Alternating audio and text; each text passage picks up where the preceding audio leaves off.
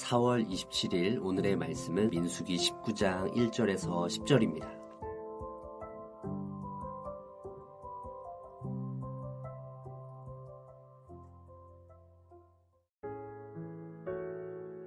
여호와께서 모세와 아론에게 말씀하여 이르시되 여호와께서 명령하시는 법의 율례를 이제 이르노니 이스라엘 자손에게 일러서 온전하여 흠이 없고 아직 멍에 매지 아니한 붉은 암송아지를 내게로 끌어오게 하고 너는 그것을 제사장 엘르아살에게 줄 것이요 그는 그것을 진영 밖으로 끌어내어서 자기 목전에서 잡게 할 것이며 제사장 엘르아살은 손가락에 그 피를 찍고 그 피를 회막 앞을 향하여 7번 뿌리고 그 암소를 자기 목전에서 불사르게 하되 그 가죽과 고기와 피와 똥을 불사르게 하고 동시에 제사장은 백향목과 우슬초와 홍색 실을 가져다가 암송아지를 사르는 불 가운데에 던질 것이며 제사장은 자기의 옷을 빨고 물로 몸을 씻은 후에 진영에 들어갈 것이라.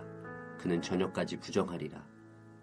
송아지를 불사른 자도 자기의 옷을 물로 빨고 물로 그 몸을 씻을 것이라.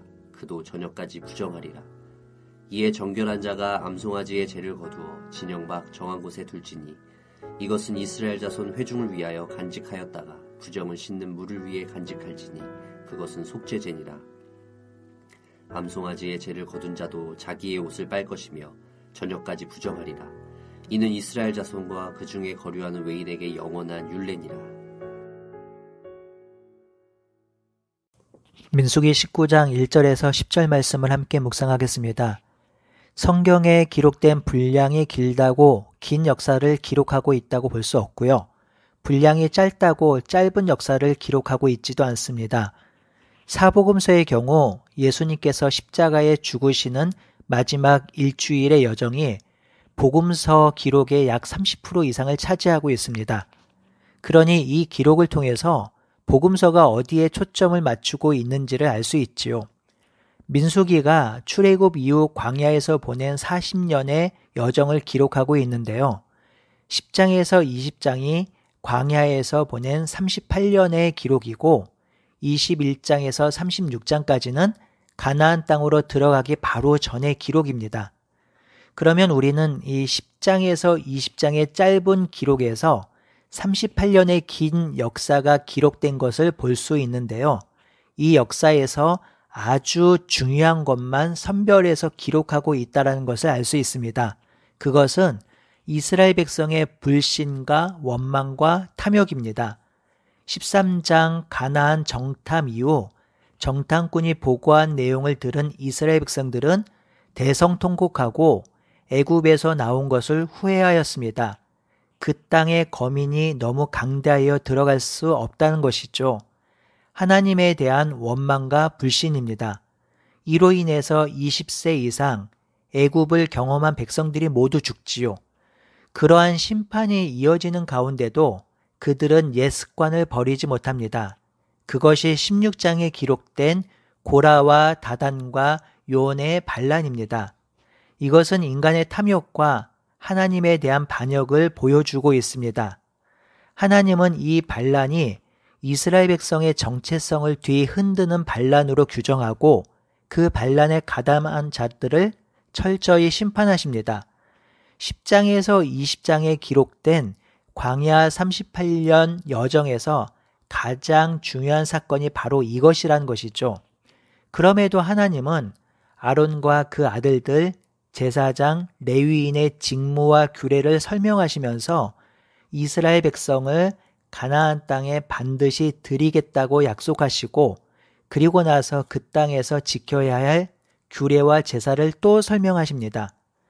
그리고 19장에서는 광야 생활 마지막 여정에서 이스라엘 백성의 진영을 거룩하게 하는 규례 또한 진영을 정결하게 보호하기 위한 규례를 말씀하십니다. 그 일환으로 1절에서 10절은 이스라엘 백성이 부정하게 되었을 때 그 부정을 씻는 물을 만드는 법을 알려주시죠. 이 규례를 1절에서 법의 율례라고 부르고 10절에는 영원한 율례라고 말씀하십니다. 11절에서 22절은 구체적으로 실천하는 것을 보여주는데요. 시체에 닿아 부정하게 된 사람들을 위한 정결 예식을 말해주고 있습니다. 오늘은 1절에서 10절 부정을 씻어내는 물을 만드는 규례를 살펴보고 내일 11절에서 22절을 살펴보겠습니다. 이스라엘이 거하는 진영은 항상 정결하고 거룩해야 합니다. 그런데 부지 중에 부정하게 되면 부정을 씻어내는 물로 정결 의식을 해야 합니다. 그 부정을 씻어내는 물을 만드는 규례를 오늘 말씀하고 있지요. 먼저 온전하고 힘이 있고 아직 멍에를 매지 아니한 붉은 암송아지를 가지고 와야 합니다. 이 암송아지는 몸에 피부병이 없고 상처가 나지 않은 깨끗한 상태여야 합니다. 멍에를 매지 않았다란 말은 암송아지가 세속적인 일에 사용되지 않았다는 것을 뜻하지요. 농사나 인간이 부리는 일을 감당한 송아지는 제물로 사용하기에 적합하지 않은 것이죠. 이 일을 관장하는 자는 제사장 엘르아살입니다. 아론의 아들 나답과 아비후의 죽음 이후에 아론의 직임을 이어받을 자가 엘르아살이었으며 얼마 지나지 않아 엘르아살이 아론의 직임을 계승할 것이기 때문에 엘르아살이 법의 율례를 관장하고 있는 것으로 보입니다. 이 붉은 암송아지를 잡을 때는 진 밖으로 나가서 잡습니다. 진 밖은 속죄 제물을 잡는 곳입니다. 엘르아살은 암송아지를 잡은 피를 손가락에 찍고 그 피를 회막 앞을 향하여 7번 뿌리지요. 회막 앞에서 7번 뿌리는 것은 암송아지 제의가 기본적으로 회막의 정결을 보존하는 역할을 하기 때문이겠지요. 그리고 5절에 붉은 암송아지의 가죽과 고기와 피와 똥은 제사장 보는 데서 모두 불살라야 합니다. 이 모든 절차는 제사장 앞에서 이루어져야 하지요. 그리고 정결한 자가 암송아지의 죄를 거두어 진영 밖에 둡니다. 이 죄는 이스라엘을 위해 간직해 두었다가 부정을 씻는 물을 만들 때 사용되지요. 이스라엘 백성 가운데 부정하게 된 사람들은 붉은 암송아지를 태워 만든 재와 물을 섞은 정결수를 몸에 뿌림으로 정결하게 됩니다. 그렇다면 하나님께서 부정을 씻는 물을 만들어 정결을 유지하라는 명령을 통해서 우리가 깨닫고 적용해야 할 바가 무엇인가요? 3가지로 생각해 보겠습니다. 첫 번째는 누군가의 헌신을 통해서 공동체가 세워진다는 것입니다. 부정을 씻는 물을 만드는 데 있어서 좀 독특한 면이 있는데요. 이 제의에 참여했던 제사장과 사람들은 모두 부정하게 된다는 것입니다. 그래서 제사장도 자기 옷을 빨고 물로 몸을 씻어야 하고요. 송아지를 불사른 자도 그렇게 해야 합니다. 또 10절에 보면 암송아지의 죄를 거둔 자도 똑같이 부정하게 되어 자기 옷을 빨고 저녁까지 부정한 채로 있어야 합니다.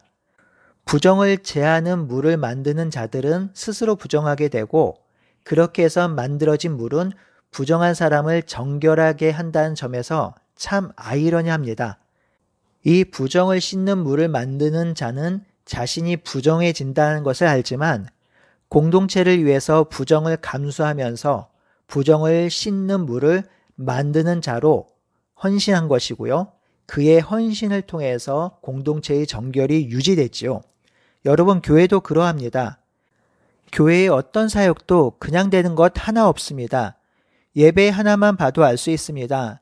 찬양을 인도하는 사람, 반주하는 사람, 방송을 위해 자막을 준비하는 사람, 인터넷을 연결하고 앰프를 조절하는 사람, 헌금 봉헌하는 사람, 성경 봉독하는 사람, 기도하는 사람, 안내하는 사람, 이렇게 많은 성도가 서로 협력하고 헌신하여서 예배를 만들어 가는 것이지요.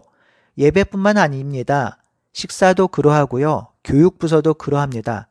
누군가의 헌신과 수고를 통해서 교회가 세워지고 있음을 기억하고 언제나 감사하는 마음으로 교회 안에서 성도들과 살아야 하는 것이지요. 두 번째는 일상에서의 정결함의 중요성입니다. 백성들이 일상을 살면서 때로는 부지 중에 때로는 원하지 않은 때에 죄를 범할 수 있습니다. 부정하게 될 수 있습니다. 이렇게 죄를 범하고 부정하게 될 때 속죄제를 드려야 하는데요. 그때마다 소와 염소와 양의 제물을 드리는 속죄제를 드리기가 어려울 수 있습니다. 재정적으로 너무 어려운 일이지요. 그때 하나님께서는 부정하게 된 사람에게 붉은 암송아지의 재를 탄 물을 뿌림으로 정결하게 될 수 있다고 하셨지요. 하나님은 일상에서 사소하게 짓는 죄들, 부지 중에 짓는 죄들을 그냥 간과하지 않습니다. 그 죄를 사하는 정결의식을 하라 하십니다. 온전히 속죄제를 드리기 어려운 경우 그냥 넘어가지 말고 정결하게 되는 물을 뿌리는 의식을 통해서 속죄하고 정결하라고 하십니다. 사랑하는 성도 여러분, 우리는 예수 그리스도의 대속의 피로 말미암아 정결하게 되었습니다. 그러니 우리는 더 이상 정결 의식을 할 필요도 없으며 속죄제를 드릴 필요가 없습니다. 그렇다고 해서 일상에서 짓는 죄가 속죄되었으니 죄를 또 지어도 되겠네 라고 생각해서는 안 되겠지요. 우리는 분명히 죄인에서 의인으로 변화되었습니다. 사탄의 자녀에서 하나님의 자녀로 변화되었습니다. 그러니 일상에서 짓는 죄를 멀리해야 합니다. 죄는 작은 일이라도 거부하고 가까이 하지 말아야 합니다. 그것이 그리스도인의 정체성이며 삶의 모습입니다. 죄가 용서받았다고 해서 다시 죄 가운데 거하는 것은 하나님의 은혜도 사랑도 모르는 철부지 어린아이의 신앙을 가지고 있는 것입니다. 성령이 내주하며 성령과 동행하는 그리스도인들은 하나님께서 가장 싫어하는 죄를 멀리하고 거부하려 합니다. 그 죄가 자신을 지배하지 않게 기도하고 성령님을 의지하는 것이지요. 이러한 모습이 경건한 그리스도인의 모습입니다. 세 번째는 하나님의 사랑을 볼 수 있습니다. 하나님은 이스라엘 백성을 너무나도 사랑하십니다. 그 사랑을 가로막는 것이 죄이지요. 죄는 하나님과 백성 사이를 멀리합니다. 하나님은 이렇게 죄로 인해서 그 백성과 멀리 있는 것, 떨어지는 것을 원하지 않으십니다.